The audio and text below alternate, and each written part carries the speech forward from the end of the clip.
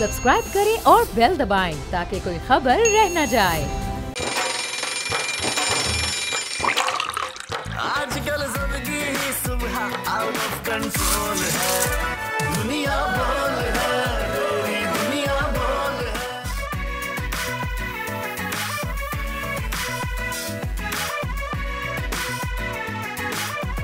बिस्मिल्लाहिर्रहमानिर्रहीम, अस्सलामु अलैकुम, वेलकम टू दुनिया बोल है। अनदर एक्साइटिंग एपिसोड हम आपके लिए लेकर आए हैं और आज सुबह बड़ी अच्छी सुबह है क्योंकि कराची में कल पहली बारिश पड़ी थी। हमने पहली बारिश देखी साल की और हम दोनों बड़े एक्साइटेड हैं। महकमा मौसमियात हमेशा से धोखा देता आया है, कहता आया है बारिश नहीं होगी, बारिश हो जाती है, कहता है बारिश होगी, बारिश नहीं होगी। कराची वालों के साथ हमेशा मौसम में गेम खेलता रहा है वर्दा। हम तैयारी कुछ करते हैं, होता कुछ है। आज सुबह जब मैं आया तो मैंने देखा टेबल पे बिस्किट रखे, तो वर्दा ने कहा बारिश का मौसम है। मैंने कहा पकोड़े खाएं, जलेबी खाएं, समोसे खाएं, बिस्किट।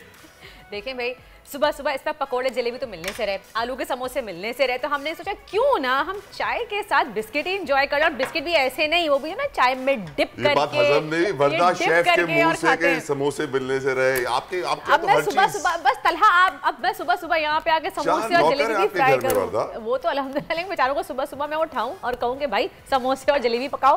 खैर थोड़ा सा उनको भी रेस्ट मिलना चाहिए। लेकिन हाँ, ये है कल की बारिश मैंने बहुत एंजॉय की। मैंने बारिश में खूब नहाया बच्चों के साथ और मैंने पकोड़े भी खाए, मैंने समोसे भी खाए, लेकिन आलू के समोसे नहीं मिले क्योंकि अच्छा ये होता है कि जब बारिशें होती है तो मार्केट से आलू के समोसे पकोड़े ये सब चीज़ें एकदम ख़त्म हो जाती हैं। ऐसा होता है? मिलते हैं वैसे, इतने सारे पका रहे होते हैं, इतने सारे लोग बना रहे होते हैं, मिल जरूर रहे होते हैं। लेकिन ऑफ कोर्स पहली बारिश में क्या होता है वर्दा कि लोग और हमारे बड़े बूढ़े हमेशा से कहते हैं पहली बारिश है मत जाना पानी में, क्योंकि वो जरासीम, हवा की आलूदगी, पोल्यूशन वो सब नीचे आती है पहली बारिश में। दूसरी बारिश में the water is more cleaner and healthier. तो इसीलिए बड़े बूढ़े जो है पहली बारिश में थोड़ा सा पानी को अवॉइड करना चाहिए क्योंकि बीमारियां फैलती हैं, जुकाम, नजला। बच्चों का आपको मालूम है शौक भी बड़ा हो रहा होता है कि हम जाएं पडल्स में खेलें, रोड के पानी में खेलें, लेकिन अवॉइड करना चाहिए। लेकिन अगर ये बात कहें कि कराची में बारिशें त्यौहार होती हैं और ये त्यौहार ऐसा त्यौहार होता है कि कभी कभी कराची में आता है तो हम लोग इसको एंजॉय भी बहुत ज़्यादा करते हैं।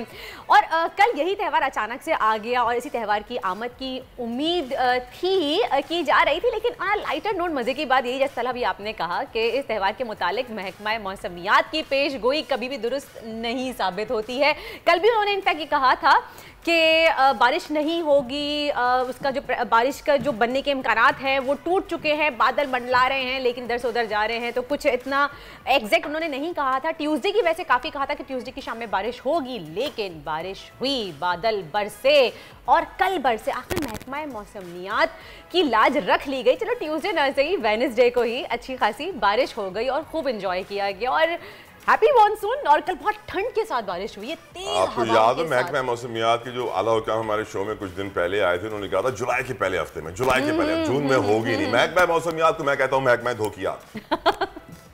लेकिन ऐसा क्यों होता है कि हमारे आलात इतने पुराने हो गए महकमा मौसमियात के पास कि वो सही से अंदाज़ा नहीं लगा पाते। अच्छा स्पेशली कराची में ही ज़्यादातर होता है क्योंकि एक तो बारिश के इम्कान कहते हैं जी बहुत तेज़ बारिश होगी, मूसलाधार बारिश का इम्कान है, ये है वो है, लेकिन फिर अचानक से उसकी रीज़न ये है कराची जो है दुनिया के कई मुल्कों से बड़ा शहर है। तो कराची के एक कोने में बारिश हो रही होगी, दूसरे में नहीं हो रही, तीसरे में धूप होगी, चौथे में कुछ और होगा। ये अक्सर होता है कि फोन करके पूछ रहे होते हैं जी तुम्हारे यहाँ बारिश हुई है? नहीं, हमारा तो सूखा पड़ा हुआ है। अरे हमारे तो बहुत जबरदस्त बारिश हो रही है, बहुत जबरदस्त बारिश हो रही है। खैर प्रोग्राम का आगाज करते हैं और नजर डालते हैं आज की टॉप स्टोरीज पर। नए पाकिस्तान में लाइट जाती थी, पुराने पाकिस्तान में कभी कभी आती है। तवानाई का बोरान शहबाज हुकूमत के लिए वबाले जान, लेकिन इस बोरान की वजह आखिर है क्या, जानेंगे आज के शो में। गम्बट इंस्टीट्यूट ऑफ मेडिकल साइंसेज के लिए बड़ा एजाज, अमरीकी खातून इलाज के लिए सिंध के छोटे से शहर आ पहुंची। कामयाब लिवर ट्रांसप्लांट के बाद गुम्बट का नाम दुनिया भर की सुर्खियों में है। नूर जमान फख्रे पाकिस्तान बन गए, एशियन जूनियर स्क्वॉश चैंपियनशिप जीत ली। आज के शो में हीरो पाकिस्तानी से आपकी मुलाकात भी होगी। और मोहसिन अब्बास हैदर की एक और वीडियो, नए गाने में ख्वाजा सराओं को खराज तहसीन। वीडियो में खुद भी उन्हीं के रंग में रंग गए। तलहा अगर हम बात करें बारिशों की तो सबसे पहले यही हुआ कि कल बिजली नहीं थी पाकिस्तान पूरा, यानी जैसे कि 2 बूंदें बरसती हैं और लाइट चली जाती है और काफ़ी देर तक लाइट नहीं रही। कहीं कहीं तो PMTs का भी सुनने में आ रहा है जी कि वो पोल समेत वो गिर गए। कराची में बिजली का निज़ाम इतना फरसूदा और पोसीदा हो चुका है कि जब भी बारिश होती है और बच्चे फ़ौरन से बाहर दौड़ते हैं खेलने के लिए, तो सारे बड़े यही कहते हैं कि बिजली के खंभों से दूर रहिएगा, तारों से दूर रहिएगा। कराची में ऐसे सैड इंसिडेंट्स हो चुके हैं जहां पर लोगों ने अपनी जानों से हाथ धोया है बिजली के खंभों की वजह से, तारे गिरने की वजह से। पानी फैला होता है, तार गिर जाती है, पानी में करंट आ जाता है और लोग अपनी जानों से हाथ धो बैठते हैं। तो ऑफकोर्स हमें ख्याल रखना चाहिए और कई को ये जिम्मेदारी का एहसास होना चाहिए कि इस डिस्ट्रीब्यूशन के निज़ाम को किस तरह इंप्रूव किया जाए ताकि डिस्ट्रीब्यूशन लॉसेस हमारे कम से कम हो सके। बिजली जो पैदा होती है ना वर्दा, उसकी तकरीबन 30 से 40% डिस्ट्रीब्यूशन में गायब हो जाती है, लॉस में चली जाती है। इमेजिन कीजिए। सही। और मैं अपने नाजरीन से ये भी रिक्वेस्ट करूंगी कि वाकई जब बारिश होती है तो नहाएं, एंजॉय करें, लेकिन बहुत एहतियात के साथ। कभी कभी ऐसा होता है कि घर के टेरेस पे ही बिजली के खंभे से तार टूट के गिर जाती है और ये वाकया हो चुका है मेरी फ्रेंड के साथ 2 साल पहले। उसके बेटे को बिजली का तार टूटा और वो टेरेस में अपने नहा रहा था और उसको आके लग गया। अल्लाह का शुक्र था उसको ज़िंदगी अता फरमाई। लेकिन आप वीडियो भी जैसे कि देख सकते हैं, कल काफ़ी वीडियोस वायरल हुई हैं कि रोड्स ही बहुत स्लिपरी हो गए थे, कई बाइक स्लिप हुई हैं, गाड़ियां भी स्लिप हुई हैं, कई एक्सीडेंट्स भी होते बचे हैं, कुछ एक्सीडेंट्स हुए भी हैं। तो बराए मेहरबानी, बारिश रहमत होती है लेकिन हमारे यहाँ जहमत बन जाती है और ये है कि हमें अपना खुद का ख्याल रखना चाहिए। और जब बात हो रही है बिजली की, तो ये तो हम जानते हैं कि नए पाकिस्तान में बिजली जाती थी, लेकिन अब पुराने पाकिस्तान में जैसा हो गया है कि बिजली कभी कभी आती है और यूँ लगता है कि नून लीग और बिजली के बहरान का चोली दामन का साथ है। जब भी ये लोग हुकूमत में आते हैं बिजली का बहरान खड़ा हो जाता है।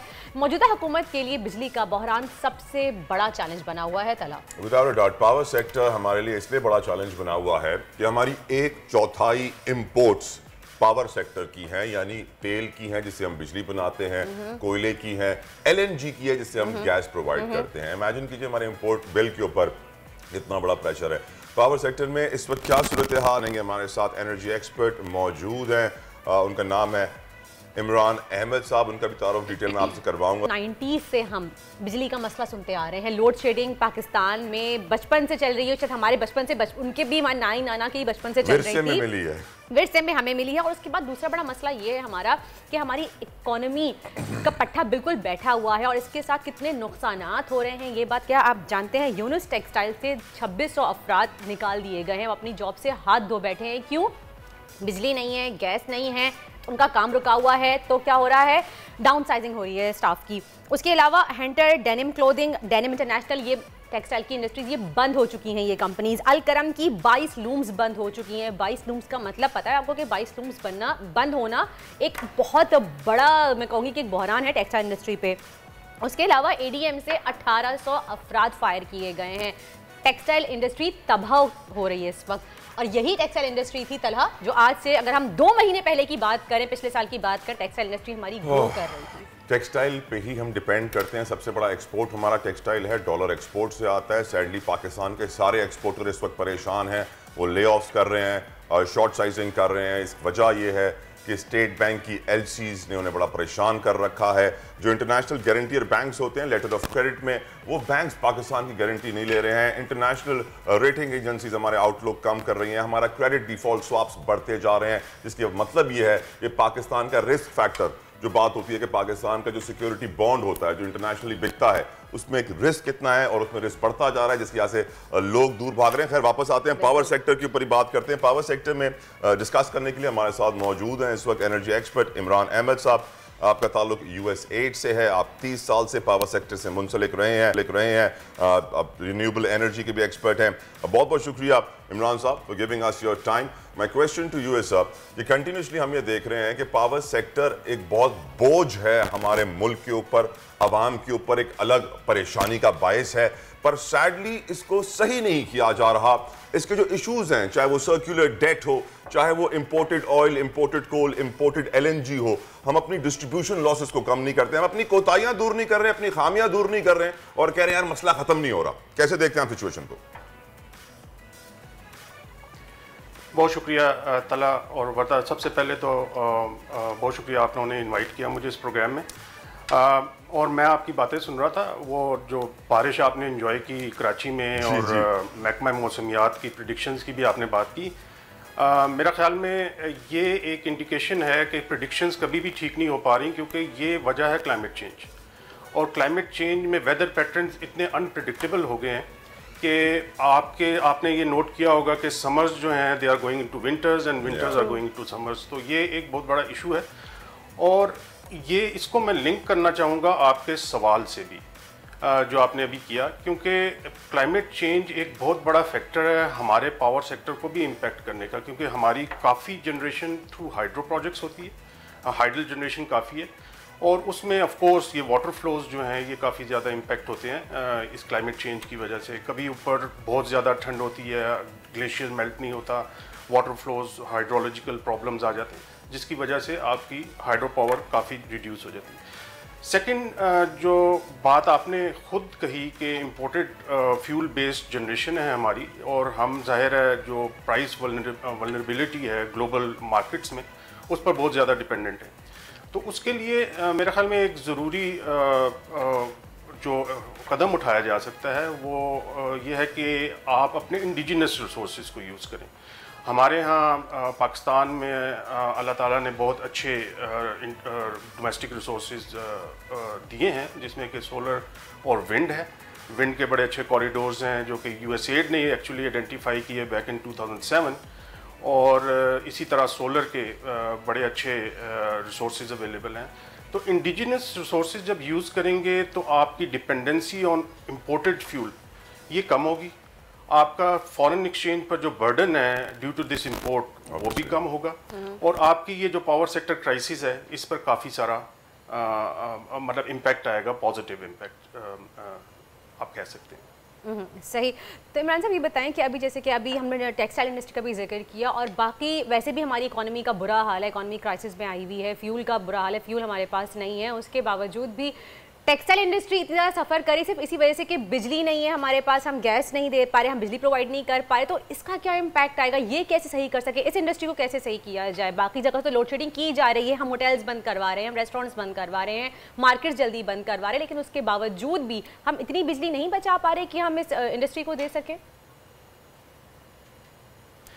देखिए वर्दा, जो बिजली की जनरेशन है of course we all understand कि वो लिमिटेड है, और उसके रीजंस अभी मैंने अभी बयान भी किए, और जाहिर है उसको उसी को मैनेज करना है। अब ये गवर्नमेंट की डिसीजन है कि वो प्रोडक्टिव सेक्टर्स को ज़्यादा बिजली दे या डोमेस्टिक सेक्टर को ज़्यादा बिजली दे, और इसके दरमियान बैलेंस रखना भी बड़ा ज़रूरी है। लेकिन बेसिक बात फिर वही आ जाती है कि इस चीज़ को फ्यूचर में अवॉइड कैसे किया जाए, और एक जो मेरा ख्याल में इस चीज़ का हल है वो है प्रॉपर प्लानिंग। हमें फ्यूचर में अपनी डिमांड को फोरकास्ट प्रॉपरली करके और इसी तरह की जनरेशन ऐड करनी चाहिए, और उसको भी देखना चाहिए कि वो किस रिसोर्सेज से जनरेट हो रही हो, और लॉन्ग टर्म प्लानिंग जो है वो I think it's really important. Imran साहब, उसमें आपके जो जी इमरान साहब, you're 100% right, and I completely agree कि विदाउट प्लानिंग स्ट्रैटेजी आप कुछ कर ही नहीं सकते हैं। लेकिन सैडली आप मुझे ये बताइए, हमारा सर्कुलर डेट पावर सेक्टर में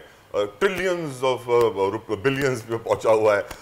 हमारा डिस्ट्रीब्यूशन लॉस हमेशा से हम बचपन से देखते आए हैं, चोरी कुंडा। आप भी पावर सेक्टर के बड़े पुराने एक्सपर्ट हैं, आपने देखा कि डिस्ट्रीब्यूशन लॉस से आप कितनी बिजली अपनी ज़ाया कर देते हैं, उसको हम कम नहीं कर पाए। ऑल्टरनेट एनर्जी की अगर आप बात कर रहे हैं, हाइड्रो की, सोलर की, तो अब जब बिजली महंगी हुई है तो लोगों ने सोचा कि हाँ इसके अलावा कोई और सोल्यूशन नहीं है। लेकिन हुकूमत ये नहीं सोच रही है, हुकूमत यही सोच रही है कि जल्दी से पैदा करनी है, हमारा वक्त गुजर जाए, अगली हुकूमत आएगी वो जाने उसका काम जाने। क्या वजह है कि there is no ownership of the power sector? इतना बड़ा सेक्टर होने के बावजूद इसको इस तरह जंगल में छोड़ दिया गया है। इमरान साहब, अगेन जो पॉलिटिकल इसका एंगल है उस पर शायद मैं कमेंट नहीं कर पाऊंगा, लेकिन टेक्निकल जो इसके एस्पेक्ट्स हैं वो मैंने आपको बयान भी किए, और इसकी जो आपकी जो टेक्निकल लॉसेस हैं और जो आपकी थेफ्ट है उसके टेक्निकल सवाल पूछ लेता हूं इमरान साहब। इमरान साहब, टेक्निकल सवाल है डिस्ट्रीब्यूशन लॉस को हम किस तरह कंट्रोल करें, अच्छा, और कितना है? यहाँ पे ऐड ऑन भी करना चाहूंगी तला की बात में कि मुझे ये बताइएगा इमरान साहब कि रात को 9 बजे और 11 बजे रेस्टोरेंट बंद किए जा रहे हैं, दुकानें बंद की जा रही हैं, क्या ये एकदम सही है? कितनी बिजली बच जाएगी इससे? जी देखिए, ये तो अगेन मैं ये कहूँगा कि इसके पीछे अगर कोई एम्पेरिकल एविडेंस है, कोई कैलकुलेशंस मौजूद हैं कि इस इकदाम से इतनी बिजली बचेगी, तो ऑफ कोर्स ये स्टेप बिल्कुल ठीक है। लेकिन अगर ये बिल्कुल अनसपोर्टेड किस्म की डिसीजन है तो ऑफ कोर्स इसको देखा जाना चाहिए। और इसी चीज़ पर मैं थोड़ा सा एम्फेसाइज भी कर रहा हूँ ब्रॉडर पूरे प्लानिंग पर और पूरे पावर सेक्टर पर भी, कि प्लानिंग और एम्पेरिकल बेस्ड और एविडेंस बेस्ड डिसीजंस जो है ना वो बहुत ज़रूरी है। और ये जो तला आपका सवाल है लॉसेस का, राइट सर, जल्दी कंप्लीट कर लें सर, टाइम थोड़ा सा कम है प्लीज। मैं सिर्फ ये लॉसेस के सवाल पर कंप्लीट करूंगा कि इसमें भी जाहिर है आपको एक पूरी स्टडीज चाहिए होती हैं, पूरा एक मॉडलिंग चाहिए होती है, और उसके बाद आप टेक्निकल लॉसेस के लिए एक्शंस प्लान कर सकते हैं। और इसमें मैं एंड में ये कहना चाहूंगा कि यूएसएड डिस्ट्रीब्यूशन कंपनीज को इस चीज़ में भी सपोर्ट कर रहा है। बहुत बहुत शुक्रिया, बहुत बहुत शुक्रिया। इमरान अहमद साहब यूएसएड सीनियर पावर सेक्टर में काम कर रहे हैं इस वक्त और हमारे साथ मौजूद थे, और यकीनन उन्होंने भी वाज़ेह कर दिया कि ऑल्टरनेट एनर्जी पे हमें जाना होगा।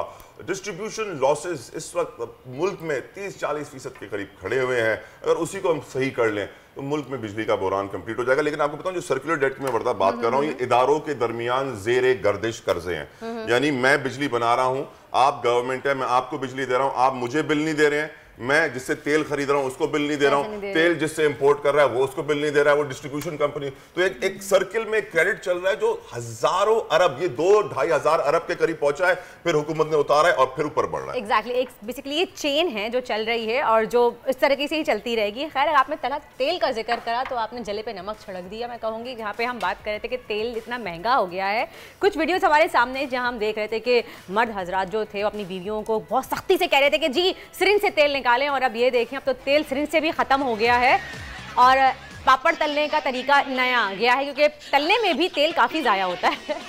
This is more healthier as well. लेकिन नहीं खा सकते तला, क्यों? क्योंकि देखिए आप मकई भून सकते हैं, आप चने भून सकते हैं इस तरह से, तो आप जब झाड़ते हैं ना तो चने से मकई झड़ जाती है। यानी हम फ्रेंच फ्राइज भून नहीं सकते? हम फ्रेंच फ्राइज इस तरह भून के नहीं खा सकते। एयर फ्रायर में भी तो बन जाते हैं वरना अब हर कोई एयर फ्राई अफोर्ड तो नहीं कर सकता ना तला, बात तो ये है। लेकिन ये कुकिंग ऑयल का मुतबादिल है, दिल पे पत्थर रख के आप थोड़ा सा अनहेल्दी आप कर सकते हैं। लेकिन क्रैकर्स में यानी कि पापड़ में थोड़े से वो ना जो रेत होती है, ये बजरी जो होती है, ये फंस जाती है, ये प्रॉपर तरीके से साफ होकर झड़ के निकलती है। नहीं, अभी कपड़ा मारेगा उसको, मकई की तरह उछालेगा, उसमें से निकल जाएगी। हमारे दोस्त शकील जाफरी साहब वो कहते हैं कभी कुकिंग ऑयल इस्तेमाल ना करो, कुकिंग ऑयल सेहत के लिए बहुत बुरा है, और मुझे ये हेल्दी लग रहा है। एयर फ्रायर लग रहा है गरीब का एयर फ्रायर है। और अब क्या करें जब तेल नहीं होगा, बिजली नहीं होगी। एयर फ्रायर भी तो बिजली से चलता है, जब बिजली नहीं होगी ठीक है ना, गरीब का एयर फ्रायर है ना, वो लकड़ी पे जल रहा है, नमक पे पका रहा है, और क्या चाहिए आपको। अब क्या करें, मजबूरी है हमारा मुल्क।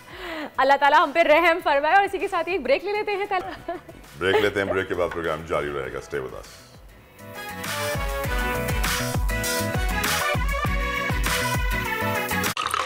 आजकल सबकी ही सुबह आउट ऑफ कंट्रोल है, दुनिया बोल है, तेरी दुनिया बोल है।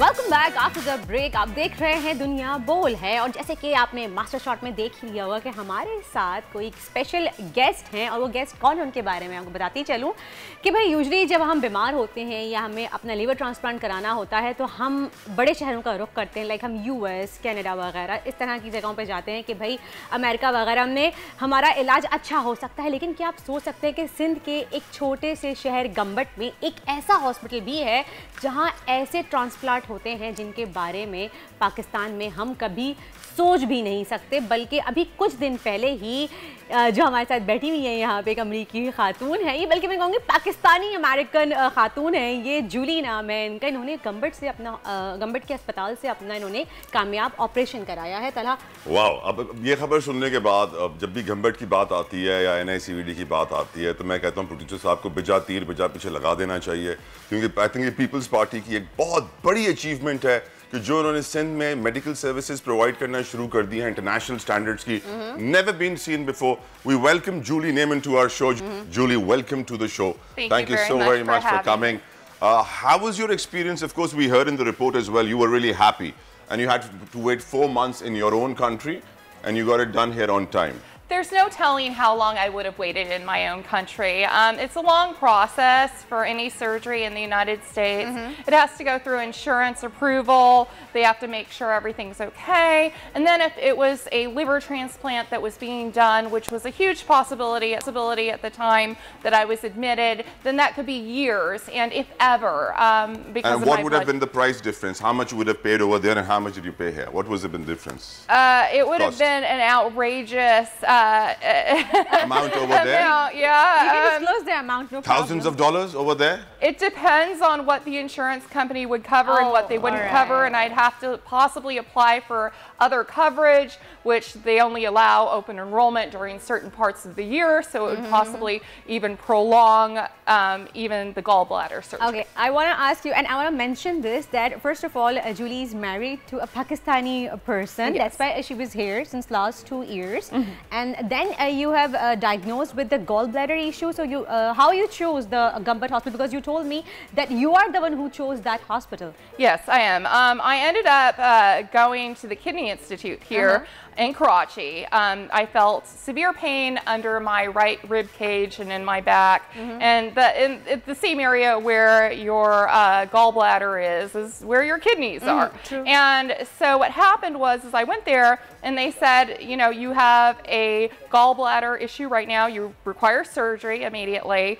And not just you require surgery immediately, there's also a liver problem. And they didn't tell me, you know, where I was at, what stage. They said it was fatty liver disease, and they had no idea. So I looked into everything I possibly could here in Pakistan and how to proceed with the situation.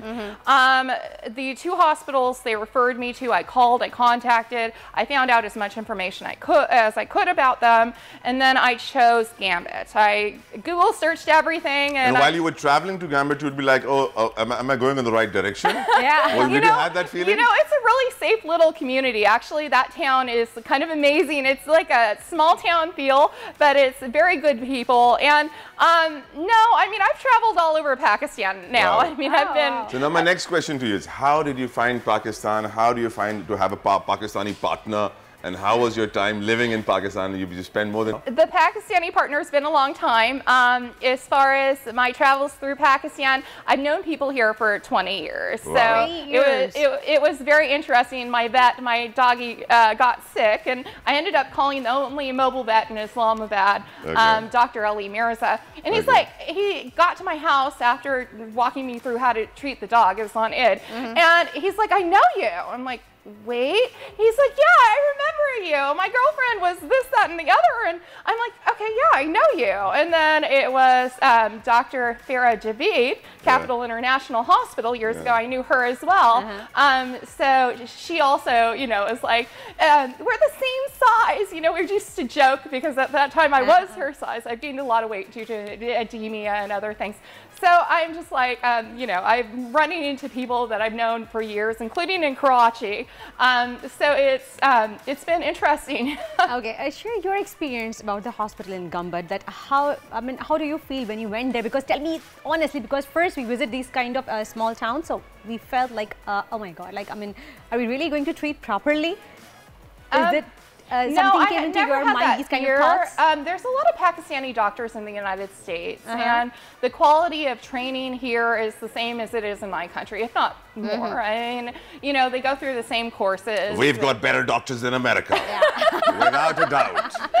There's no doubt in it. There's no doubt. Actually, you know, Pakistani the training doctors. is where it's at in the United States here. So the training is very good. The medical school is the same. A lot of the things. A lot of people in the United States would be watching you right now speaking on Pakistani television and would be thinking, oh, if I would ever need a liver transplant, I'll go to Pakistan. Would you like to say something to them? Give them a message? Yep.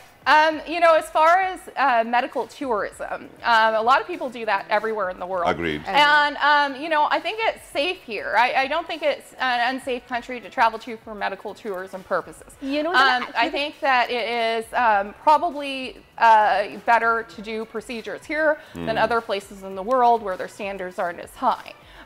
So I do believe that the surgeons that operated on me were world-class surgeons.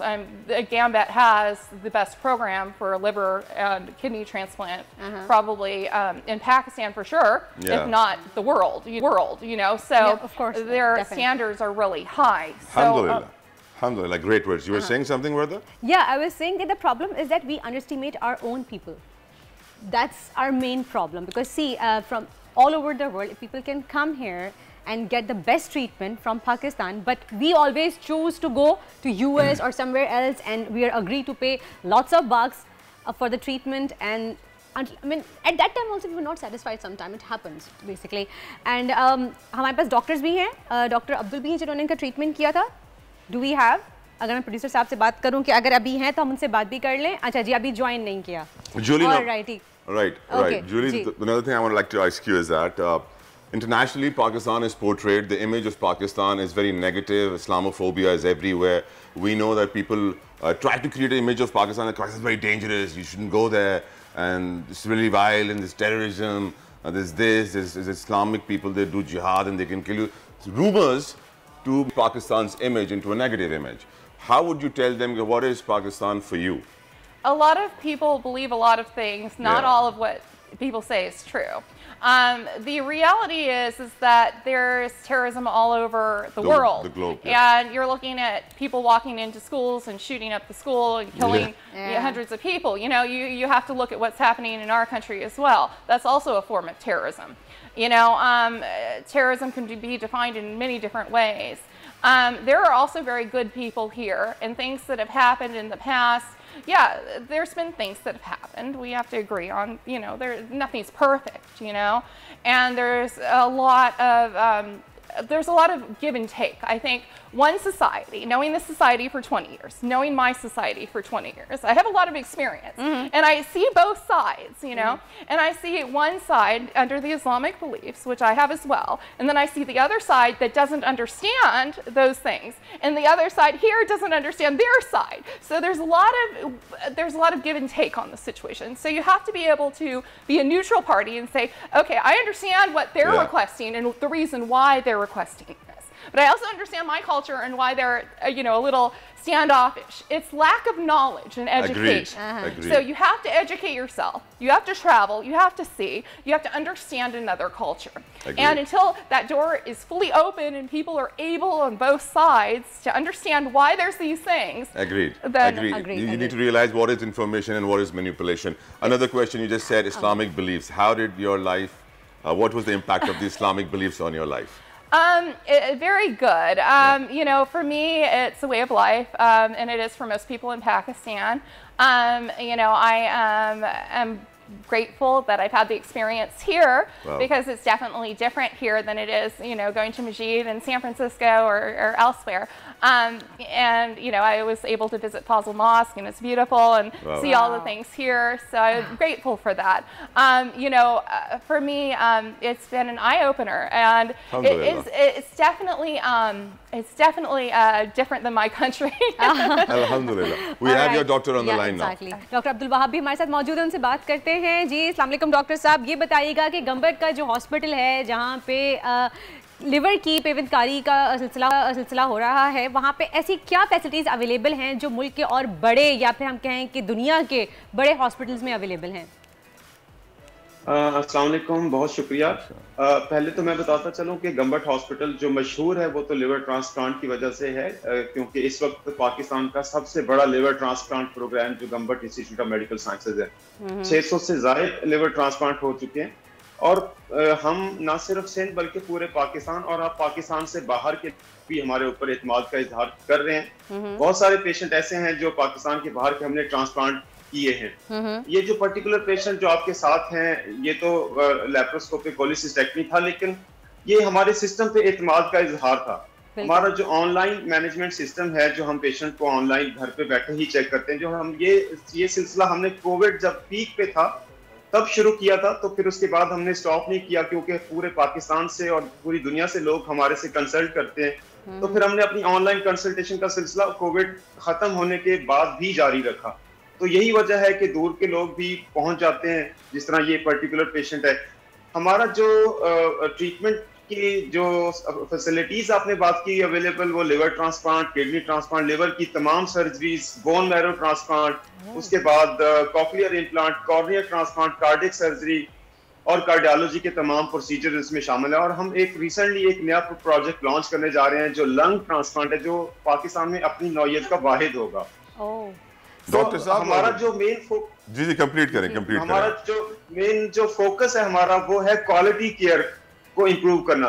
जब quality care improve होती है, जब standards of care improve होते हैं, तो दुनिया आपकी तरफ माइल होती है. हम कोशिश कर रहे हैं, सुबह से शाम तक हमारी कोशिश यही होती है कि ना सिर्फ ट्रीटमेंट दिया जाए बल्कि ट्रीटमेंट के स्टैंडर्ड्स को भी अपलिफ्ट किया जाए।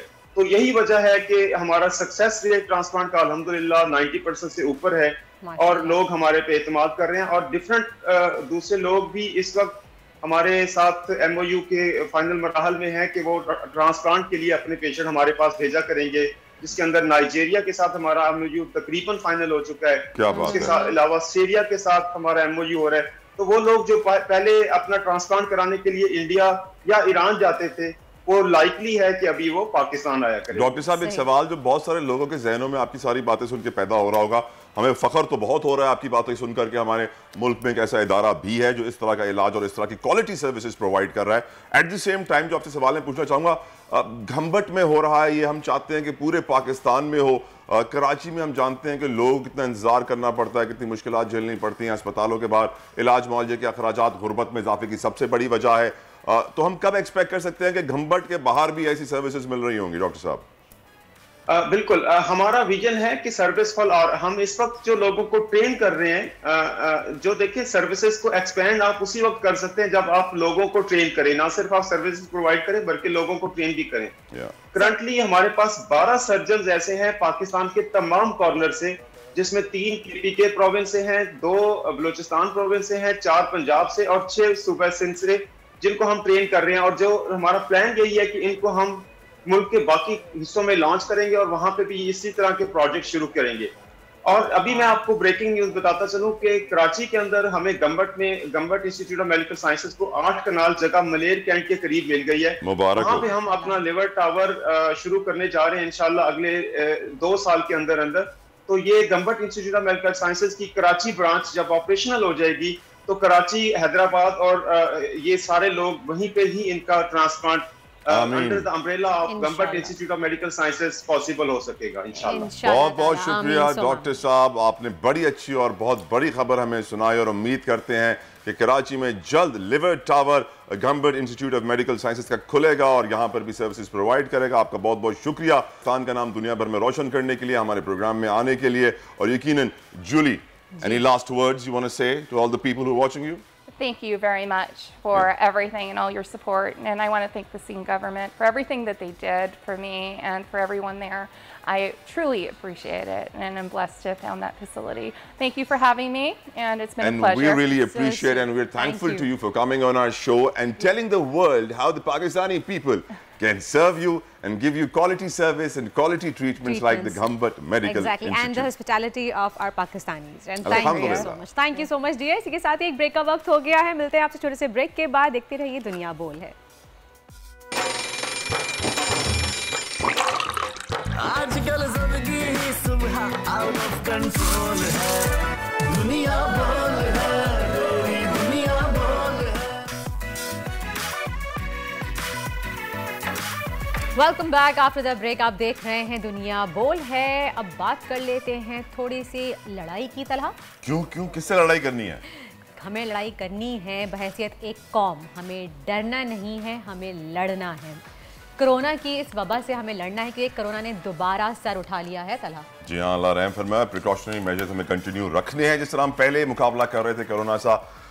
हम यही देख रहे हैं कि कंटिन्यूसली जो उसका पॉजिटिविटी का रेट है वो बढ़ रहा है, केसेस की तादाद में इजाफा हो रहा है और लोग मुतासर हो रहे हैं। तो इसीलिए एहतियात इलाज से बेहतर है और कोरोना का बेहतरीन इलाज एहतियात है। लेकिन लड़िएगा, डरिएगा मत। डरने की हमें कोई जरूरत नहीं है, क्योंकि हमने देखा है कोरोना में लोग वहमी ज्यादा हो जाते हैं और फिर वहम जो है आपको टेक ओवर कर जाते हैं और छोटे छोटे मसले बड़े हो जाते हैं। लेकिन फिर से ज़हीर अहमद साहब इस वक्त भी लंदन में ज़ेर इलाज हैं और मैं दुआ गो हूँ कि अल्लाह ताला उनको जल्दी शिफायाब करे। और जितने भी लोग कोरोना से इस वक्त पाकिस्तान में मुकाबला कर रहे हैं, हम उन सब के लिए दुआ गो हैं कि अल्लाह ताला उन्हें जल्द अज जल्द सेहतियाब करे। और बराए मेहरबानी वहम ना पालें कि वहम का इलाज तो किसी हकीम के पास भी नहीं है। और जब आपको वहम हो जाता है कि नज़ला खांसी से भी आपको लगता है कोरोना है, तो अच्छी खासी सेहत भी आपकी गिरना शुरू हो जाती है।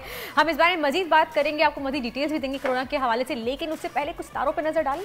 बिल्कुल डालिए जी, आपका फेवरेट सेगमेंट सितारे और पर्दा हमेशा साथ साथ। मैं सितारों की दुनिया में देखती हूँ कि सितारों का जायचा क्या है, सितारों की बोली क्या है। आपने सुना होगा ना, वही कहावत है कि क्या कहते हैं, अंतरिक्ष का कुछ कहते हैं कि जायचा या दौर, इस तरह की कोई हिंदी की बहुत अच्छी सी कहावत है। मुझे याद मैंने जी टीवी बचपन में बिल्कुल नहीं देखा। मैंने तो काम किया।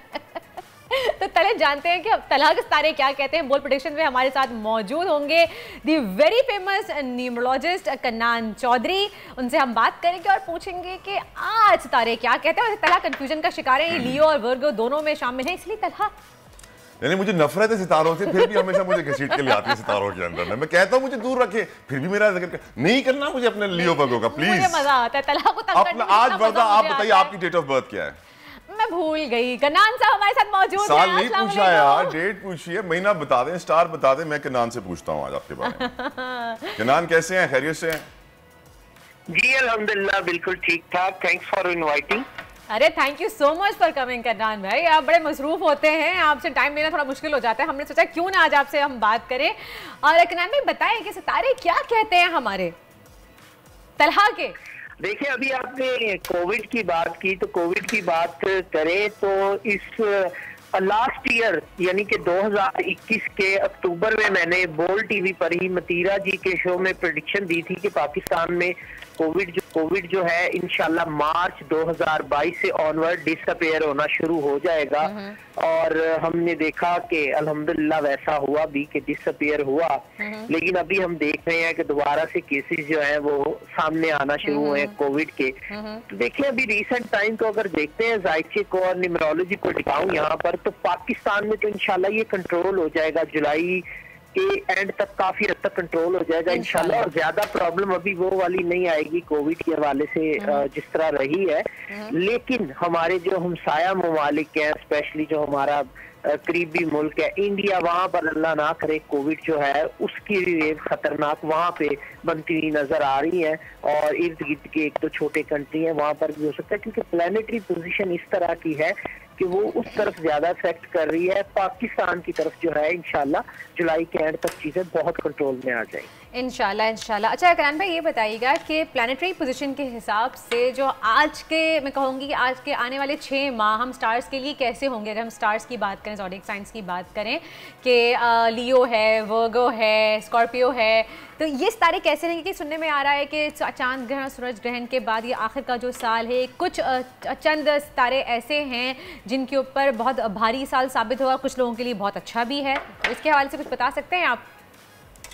जी बिल्कुल मैं बता सकता हूँ। देखिए ये जो ज़ोडिएक साइन की प्रेडिक्शन है इसको बहुत ज्यादा सीरियस इसलिए नहीं लेना चाहिए क्योंकि जो पर्सनल जायका है, पर्सनल डेट ऑफ बर्थ है, वो बहुत ज्यादा मैटर करती है। लेकिन डेफिनेटली ज़ोडिएक साइन की प्रेडिक्शन सर्टन हद तक जो है वो इफेक्ट करती है। तो बात कर लें अगर इस ग्रहण के बाद की अगर हम बात करें तो टॉरियंस के लिए कुछ टफ टाइम नजर आ रहा है हेल्थ के हवाले से। स्पेशली इस टाइम पीरियड में जो टॉरियंस हैं वो थोड़ा सा मेंटली तौर पे अपसेट हो सकते हैं, नींद से रिलेटेड इश्यूज हो सकते हैं, ओवर थिंकिंग हो सकती है। फिर उसके अलावा अगर हम लियो लोगों के लिए थोड़ा सा डाउन होने के बाद फिर अप टाइम आएगा, थोड़ा सा लेजी और हेल्थ के वाले से जरूर प्रॉब्लम रहेंगे, लेकिन फिर बेहतरी आती हुई नजर आ रही। स्कॉर्पियंस के लिए हेल्थ के वाले से अच्छी चीजें नजर आ रही हैं, करियर के वाले से बेहतरी नजर आ रही है, तो स्कॉर्पियो लोगों के लिए बहुत अच्छा रहने वाला है। एरीज लोगों का कुछ टफ टाइम चल रहा था, उनको रिलीफ मिलने जा रहा है। और सजिटेरियस लोगों का थोड़ा सा डाउन टाइम था, उनको थोड़ा बेहतर टाइम मिलने जा रहा है इस टाइम पे। सही। अच्छा कन्नान भाई बात करें अगर डॉक्टर साहब की, डॉक्टर आमिर लियाकत की, तो आप उनके बहुत ज़्यादा करीब थे, वो तमाम मशवरे जो हैं वो आपसे पूछ के आपकी एक ओपिनियन लेके, राय लेके करते थे। तो अभी जो पिछले दिन हमने देखा कि थैंक गॉड कल जो है वो उनकी खबर कुशाई रोक दी गई है, काफ़ी फैमिली ने बहुत मेहनत की है उनकी। तो उनकी न्यूमरोलॉजी के हवाले से कुछ बताना चाहेंगे आप कि जो सब कुछ एक सडनली हुआ, एक फेम और फिर इस तरह से जो कुछ भी हुआ, कुछ इस हवाले से कहना चाहेंगे आप? बिल्कुल वर्दा जी, सबसे पहले तो मैं ये कहना चाहूंगा कि डॉक्टर साहब लाइक अ बिग ब्रदर थे और हर चीज में मशवरा करते थे मेरे साथ। और वो तो पर्सनल चीजें थी, लेकिन मैं एक न्यूमरोलॉजिकल ट्रिब्यूट जो है वो पेश करना चाहूंगा डॉक्टर साहब को। और जितने लोग सुन रहे हैं वो भी ये सुन ले, अपनी डेट ऑफ बर्थ को ऐसे ही कैलकुलेट करके आप भी जान सकते हैं अपने बारे में। किसी भी शख्स की जिंदगी के बारे में जानना हो कि उसके अच्छे इवेंट्स या बुरे इवेंट्स या मेजर चेंजेस उसकी लाइफ में कब आएंगी, तो उसकी डेट ऑफ बर्थ को हम जमा करेंगे। डेट ऑफ बर्थ थी 5 जुलाई 1971, यानी 5 पहला आदत हम जमा करेंगे। अगर डबल डिजिट होगा जैसे 15 होता तो 6 बन जाता, 5 और 1। तो डॉक्टर साहब की डेट ऑफ बर्थ की बात करूं तो 5 जुलाई 1971 है। 5 को देखें तो 5 का अदद आता है, और जुलाई और 1971 को जमा करें तो टोटल अदद 3 आता है। यानी डॉक्टर साहब की जिंदगी में जितने मेजर चेंजेस और इवेंट्स आने थे वो 5 और 3 के अदद को मद्देनजर रखते हुए आने थे। तो एक नजर डालते हैं डॉक्टर साहब की जिंदगी पर। तो देखिए, डॉक्टर साहब ने जब ये पहली दफा मिनिस्टर बने, डॉक्टर साहब तो बने, और ये टेन्योर इनका 5 जुलाई तक रहा जब पहली दफा डॉक्टर साहब मिनिस्टर बने। 3 के अदद की अगर हम बात करें तो डॉक्टर साहब 2001 में एक निजी चैनल पे पहले होस्ट के तौर पे सामने आए। 2001 को अगर हम जमा करें 2 और 1 को तो अदद 3 बनता है। फिर उसके बाद 2010 में डॉक्टर साहब को बहुत बड़ा फेम मिला जब उन्होंने आलिम का शो जो है वो शुरू किया। 2010 को जमा करें 2 और 1 को तो अदद 3 बनता है। फिर उसके बाद अगर हम डॉक्टर साहब की सियासी जिंदगी के आगाज की बात करें तो डॉक्टर साहब ने मुत्तहिदा कौमी मूवमेंट जो है वो ज्वाइन की। अच्छा, डॉक्टर साहब की जिंदगी में जब हम 4 के अदद की बात करते हैं तो ये एक ऐसा अनलकी अदद है जो रिलेशंस के हवाले से प्रॉब्लम लेके आया, इस पर भी बात करते हैं। मुत्तहिदा कौमी मूवमेंट डॉक्टर साहब ने ज्वाइन की 2002 में, जिसको जमा करने से अदद 4 बनता है, जिसके साथ 14 साल का साथ रहा डॉक्टर साहब का 5 बनता है, और डॉक्टर साहब की वहाँ पे जुदाई होगी मुत्तहिदा के साथ। तो इसके अलावा अगर हम देखें डॉक्टर साहब की जिंदगी को तो डॉक्टर साहब का 500 इन्फ्लुएंशियल जो मुस्लिम दुनिया में उनके लिस्ट में 3 दफा नाम आया, यानी 5 का अदद वो 500 मुस्लिम्स, एंड देन फिर 3 दफा उनका नाम आया। और जो मेजर मैंने अभी बात की कि डॉक्टर साहब की जिंदगी में 4 का अदद रिलेशनशिप के हवाले से अनलकी था, तो उसमें मैं आपको बताता चलो 3 के अदद की भी हमने बात की थी। तो डॉक्टर साहब ने टोटल 3 शादियां की। पहली शादी जो उनकी थी के साथ उनकी डिवोर्स हुई, वो हुई 2020 में, जिसको जमा करने से 2 जमा 0 जमा 2 जमा 0 अदद 4 बन रहा है। सेकंड मैरिज डॉक्टर साहब की चली 4 साल, 2018 में हुई, 2022 में खत्म हुई, एग्जैक्ट 4 साल बाद वहाँ पे डिवोर्स होगी। थर्ड मैरिज की अगर मैं बात करूँ तो डॉक्टर साहब ने 2022 में की, फरवरी 2022 में मैरिज की, और ये एग्जैक्ट 4 महीने बाद जो है वो मई के अंदर ये मैरिज अपने इख्तिताम को जहाँ तक मुझे आइडिया है आपने थोड़ा सा उनको वार्न भी किया था एक बार तीसरी इसके हवाले से, शादी के हवाले से। हाँ, डॉक्टर साहब ने मुझसे डिस्कस किया था, तो मैंने उनको कहा था कि डॉक्टर साहब ठीक नहीं है। तो डॉक्टर साहब ने कहा कि यार अगर जरूर करना हो, तो मैंने फिर एक डेट बताई थी, उस पर भी डॉक्टर साहब नहीं कर सके थे, कुछ मजबूरी। तो ये आदाद शुमार है जिंदगी में इंसान की। हमेशा जब भी बड़ी चेंजेस इंसान की जिंदगी में आती हैं, जितने लोग सुन रहे हैं मैं उनसे भी ये कहूंगा अपनी डेट ऑफ बर्थ को या किसी की भी डेट ऑफ बर्थ को जमा करके 2 अदद निकालें। आपकी जिंदगी में हमेशा जो भी अच्छी या बुरी मेजर चेंजेस आई होंगी या आएंगी, वो के नंबर्स आपको फॉलो करते रहेंगे, करते हैं, करते आए होंगे। इसलिए मैं कहता हूँ कि नंबर इंसान को पैदाइश से लेके मौत तक हमेशा फॉलो करते रहते हैं। और हम ये देखें 5 के अदद या 3 के अदद की बात की थी, तो डॉक्टर साहब 50 साल की उम्र में हमें तन्हा छोड़ के चले गए, और उनकी डेट जो थी डेथ की डेट उसको हम जमा करें 9 जून 2022 को, तो भी अदद 3 बनता था। और डॉक्टर साहब का कल 23 थी, जिसको जमा करने से अदद 3 बनता था। 23 जून को डॉक्टर साहब की होनी थी कब्र कुशाई, एक फेवर मिल गया उनकी फैमिली को, क्योंकि उनके रूलिंग नंबर्स में से एक था। तो होपफुली इंशाल्लाह ऐसा नहीं होगा। तो ये नंबर्स की कहानी है जो हर इंसान की जिंदगी के गिर्द घूमती है।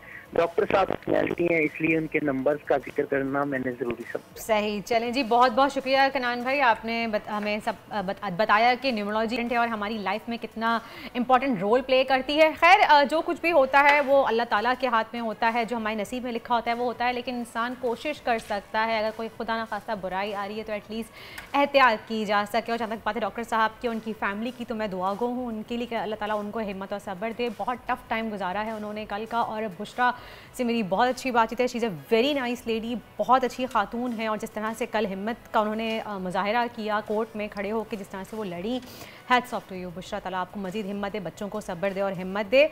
और अब हम बात कर रहे थे आगे तलहा कोविड की, उसी हवाले से हम कुछ बात भी कर लेते हैं। कोविड पे जाने से पहले मैं कुछ अपने व्यूअर्स को सितारों से आसमानों से वापस ज़मीन पे लाऊंगा, रियलिटी और फैक्ट्स की बात करूंगा, क्योंकि ज़मीन के हक़ाइक़ और सितारों में बड़ा फ़र्क होता है। इंटरनेशनल फ्रंट के ऊपर इस वक्त बहुत सारी सिचुएशंस हम देख रहे हैं कि MBS Mohammed bin Salman crown prince of Saudi Arabia इस वक्त टर्की की विजिट पे हैं।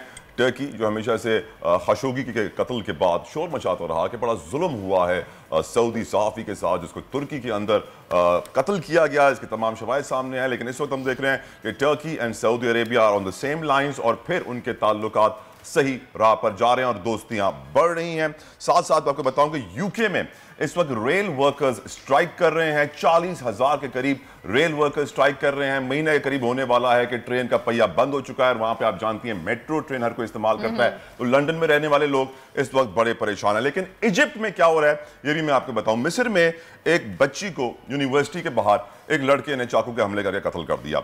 लड़की का नाम था नायरा अशरफ। ये वाकया है जून की 20 तारीख का, मंसूरा यूनिवर्सिटी थी इजिप्ट में। मिस्र में 2020 में 415 वाकयात हुए बच्चियों के साथ जुल्म के, हरासमेंट के। 2021 में डबल हो गए 813 और मुसलसल बढ़ता जा रहा है। न जाने क्यों अदम बर्दाश्त बढ़ रही है कि एक लड़का एक लड़की को शादी के लिए कहता है, लड़की मना कर देती है और फिर वो छुरियों के वार करके उसे कत्ल कर देता है। अल्लाह ताला हम पे रहम फरमाए, लेकिन दुनिया ऐसे बड़े खतरनाक मोड़ पर है। अब बात कर लेते हैं वर्दा हम आपके कोविड की। जी वो मेरा कोविड नहीं है, हम सबका कोविड है। हम सबको उससे हमें लड़ना है, मिल के हमें डरना नहीं, हमें लड़ना है कोरोना से। जी हाँ, बहैसियत एक कौम हमें चाहिए कि हम कोरोना को एक बार फिर शिकस्त दें, क्योंकि इस आलमी वबा ने एक बार फिर सर उठा लिया है और पाकिस्तान के लिए ख़तरे की घंटी बजा दी है। मुल्क में कोरोना वायरस के केसेस की शरह 2% से तजावुज़ कर गई है, जबकि गुज़िश्ता 24 घंटों के दौरान मुल्क भर में कोरोना के 13,300 टेस्ट किए गए हैं, जिनमें से 204 अफराद में वायरस की तस्दीक हुई है। और इस्लामाबाद और पंजाब के दीगर शहरों के बाद अब कराची में भी कोरोना केस रिपोर्ट होने लगे हैं और गुज़िश्ता 24 घंटों के दौरान कराची में कोरोना के 650 टेस्ट किए गए हैं, जिनमें से 138 अफराद में वायरस की तस्दीक हुई है। और शहर कायद में कोरोना की शरह 21.23% रही है, जिसके बायस मुल्क की सबसे बड़ी लेबॉर्ट्री आगा खान ने हाई अलर्ट जारी करते हुए मास्क की पाबंदी का इतलाक कर दिया है। एक बार फिर और इसी तमाम हवाले से बात करने के लिए हमारे साथ मौजूद हैं डॉक्टर इब्राहिम यूसुफ, हमारे साथ मौजूद हैं। जी डॉक्टर साहब बताइएगा, एक बार फिर से कोरोना की लहर आ गई है मुल्क में और अभी भी हमें दोबारा से वही एहतियात करनी चाहिए, वैसे ही हमें दोबारा से मास्क पहनना है, डिस्टेंस मेंटेन रखना है। क्या ये हमारी बद एहतियाती थी जो दोबारा से कोरोना आ गया है? अस्सलाम वालेकुम जी, बिस्मिल्लाहिर्रहमानिर्रहीम। बस ये बहुत ही तशवीशनाक मरहला फिर दोबारा शुरू हो गया है और इस दफ़ा जो 6th वेव है उसका नाम है BA5। अब BA5 का जो आपने अभी 2-4 दिन में आपने रेशो देखा होगा कि इससे हाई पीक पे जा रहा है सडनली, और खौफनाक तरीके से जो है उसमें असरात ये हैं कि उसमें सांस की तकलीफ के साथ हाई ग्रेड फीवर बहुत ज़्यादा हो रहा है। और उसमें वही है कि हमारे जो SOPs हैं, ऑफकोर्स थर्ड मरहला था वो भी लोगों ने छोड़ दिया। दूसरा मास्क तो अब कहीं नज़र ही नहीं आता, इवन दो के मास्क के लिए तो दुनिया ने रिस्ट्रिक्शंस ख़त्म कर दी थी, तो कोविड के PCR की रिस्ट्रिक्शंस ख़त्म हो गई हैं और सडनली जो है ये दोबारा इस तरह अटैक हो रहा है। बहुत ही ज़्यादा जो है खौफनाक और तशवीशनाक मरहला जो है ये आगे जाके शायद चांसेस बन रहे हैं कि ये दोबारा इस तरह के हालात ना हो जाएं कि जो अगर खुदा ना खास्ता हमारे हॉस्पिटल्स भरना शुरू हो जाएं या हमारे जो लोग हैं उस पर अफेक्ट हो। तो प्लीज़ यही है हमारे लिए कि मास्क का इस्तेमाल दोबारा करना शुरू करना पड़ेगा और जब तक हम उस SOPs पे दोबारा अलमदाद नहीं होंगे तो मुझे नहीं लगता कि इस पे भी दोबारा काबू पाया जा सकेगा, वरना एक साथ जो है वो बहुत सारे लोग इन्फेक्टेड हो जाएंगे। डॉक्टर साहब BA5 का फेटेलिटी रेट कितना है, कितना खतरनाक है BA5, थोड़ा बता सकते हैं? इसमें वायरस तो म्यूटेट हो रहा है और कंटिन्यूसली उसके इम्पैक्ट भी और उसके इफेक्ट्स हैं वो भी चेंज होते रहते हैं। एक्चुअली अभी रिसेंट ये आए हुए 1 हफ्ता हुआ है। तफसीसा मरहला ये है कि आपको बता दूं, टुमारो यानी मतलब यस्टरडे यानी कल के दिन जो है वो तकरीबन 66 पेशेंट जो है वो सडनली एडमिट हुए। सिर्फ कराची की बात बता रहा हूँ, और वो सारे ICU में एडमिट हुए। ये अच्छी बात है कि उनके लिए हमने जो देखा रिपोर्ट उसमें ये था कि वेंटिलेटर्स तक नौबत नहीं आई, बट आप अगर देखें तो ऑक्सीजन लेवल्स बहुत सारे पेशेंट्स का कम हो रहा है। विद कई दफा PCR हम करा रहे हैं, वो भी नेगेटिव आ रहा है, but it's suppose to be diagnose अब जाके हो रहा है 1 हफ्ते 1.5 हफ्ते बाद कि ये कोविड के असरात ही हैं। अब अगर हम OPD के हालात देखें तो उसमें भी जो है खांसी नजला जो है बहुत हाई पीक पे जा रहा है, जो आम चीजों से डिफरेंट है, और उसमें हाई ग्रेड फीवर भी 102 104 तक रह रहा है, इवन दो के बच्चे भी ज्यादा इन्फेक्टेड हो रहे हैं, क्योंकि बच्चों में तो ये था ही नहीं कि उसको SOPs का ध्यान रखा जाए। सडनली ये दोबारा 1 हफ्ते से शुरू है, तो अभी तक उसके लिए हम 100% नहीं बोल सकते कि कितना तशवीशनाक होगा, बट स्टिल अगर हम SOPs का ध्यान नहीं रखेंगे और जिनकी इम्यूनिटी देखिए कम होती है, जिनको बीमारियां ज्यादा होती हैं, जिनको इम्यूनिटी सिस्टम वीक है, यानी कि डॉक्टर साहब बच्चों को भी एहतियात की जरूरत है इस बार। बिल्कुल SOPs की ध्यान में रखना है कि मास्क पहनना। बहुत बहुत शुक्रिया, थैंक यू सो मच, आपने हमें आगाह किया दोबारा से कि हमें एहतियाती तदबीर इख्तियार करनी चाहिए। और तलहा ये हिस्सा हो गया हमारी लाइफ का, जैसे डेंगू वायरस था पहले, अब कोविड भी इस तरह से हो गया, आता रहेगा जाता रहेगा, हमें एहतियात करनी है, बार बार साबुन से हाथ धोना है और हमें अपने इम्यून सिस्टम को स्ट्रॉन्ग रखना है ताकि हम इससे फाइट कर सकें। Well I believe it's a bio warfare. एक ब्रेक के बाद प्रोग्राम जारी रहेगा।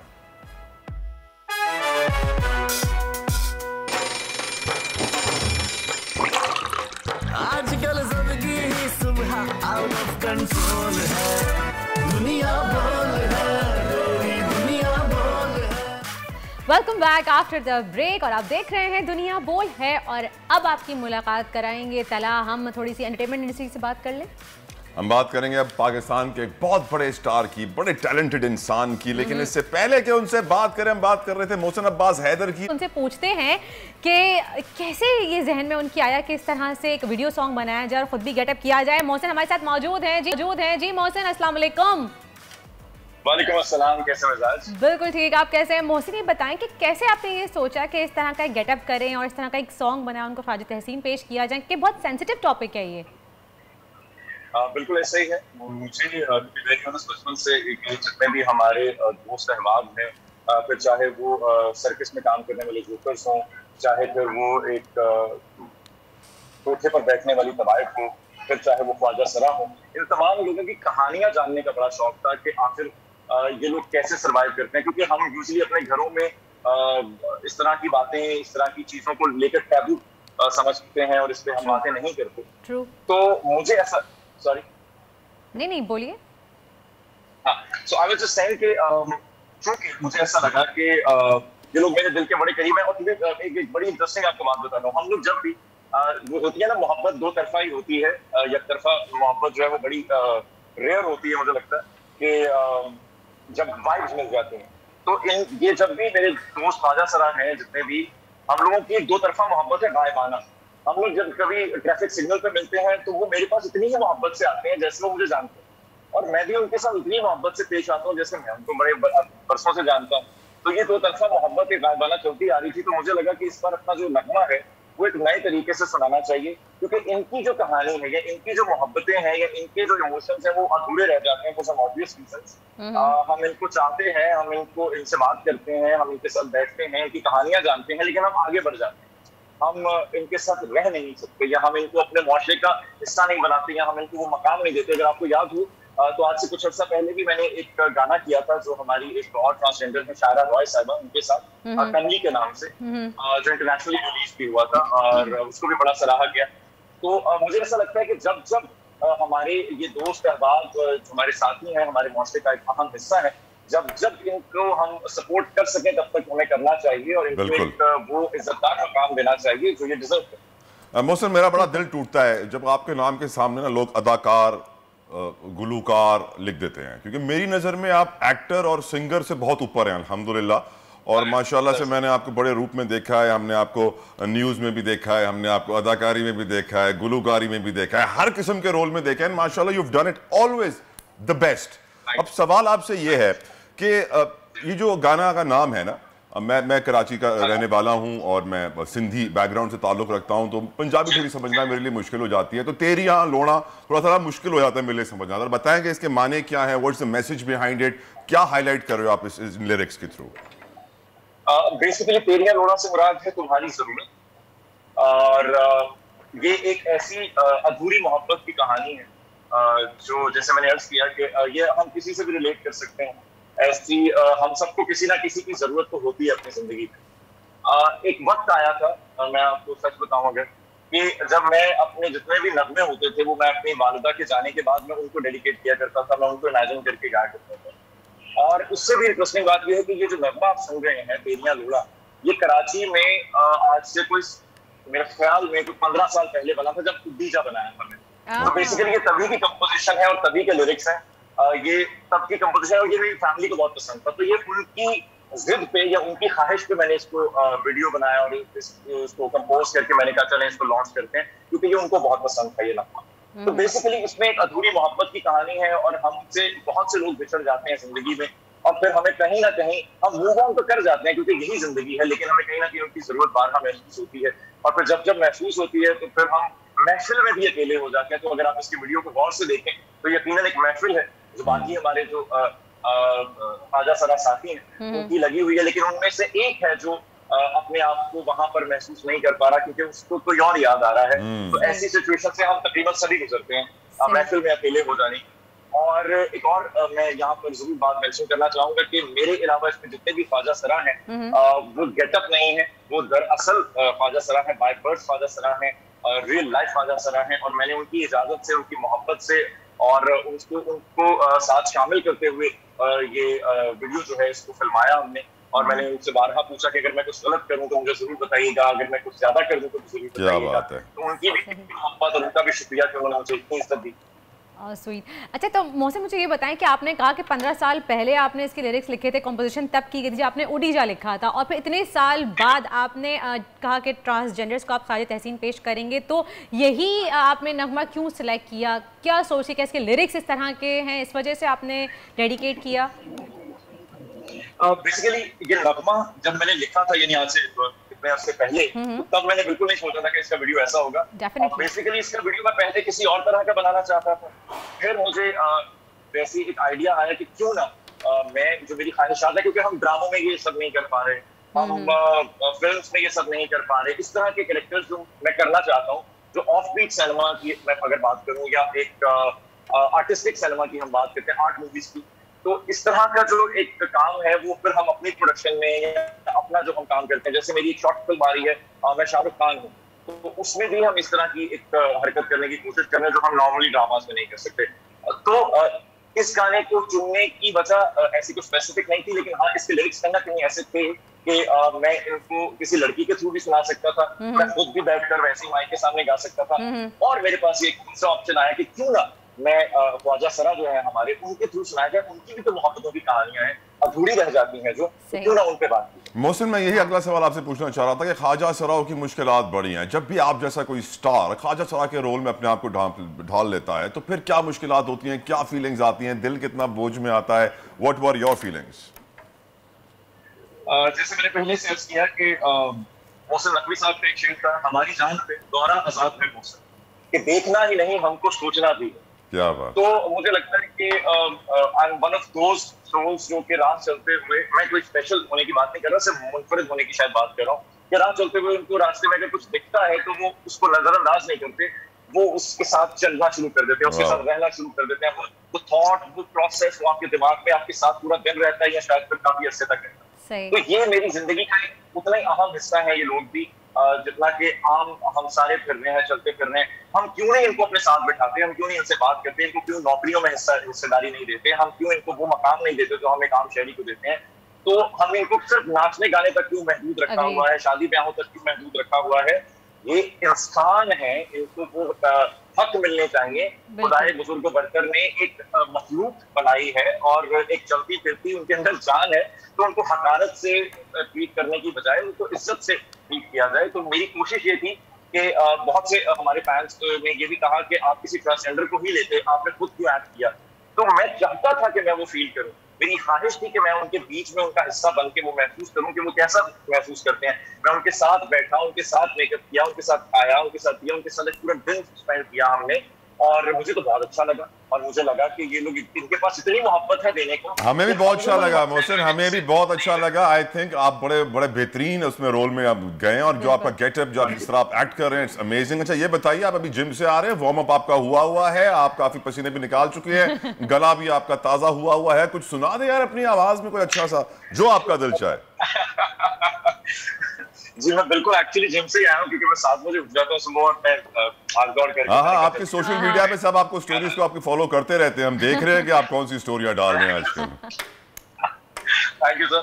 सो बेसिकली अभी हम तेलिया लोड़ा का वो एक अंतरा है जो कि मुझे बड़ा पसंद है, मैं वही आपके गुज़ार करता हूं। प्लीज।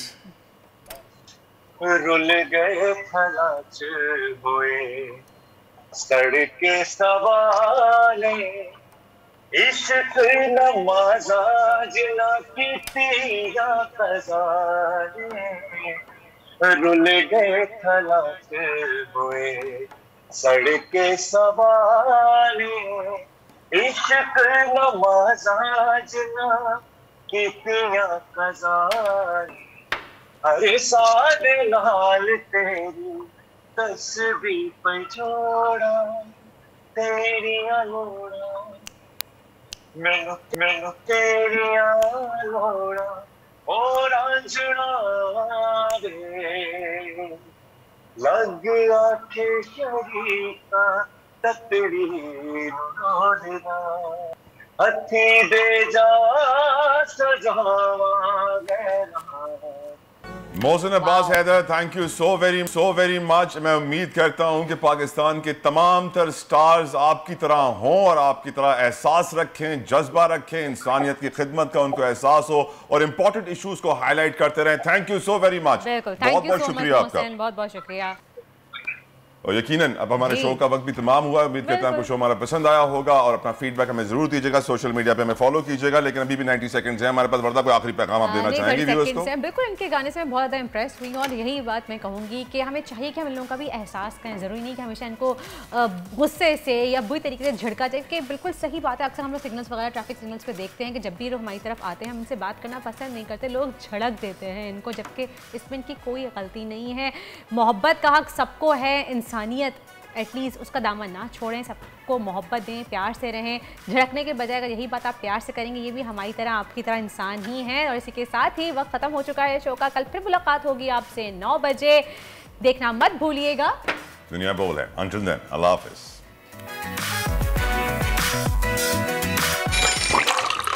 आजकल जिंदगी ही सुबह आउट ऑफ कंट्रोल है, दुनिया बोल है, दुनिया बोल है।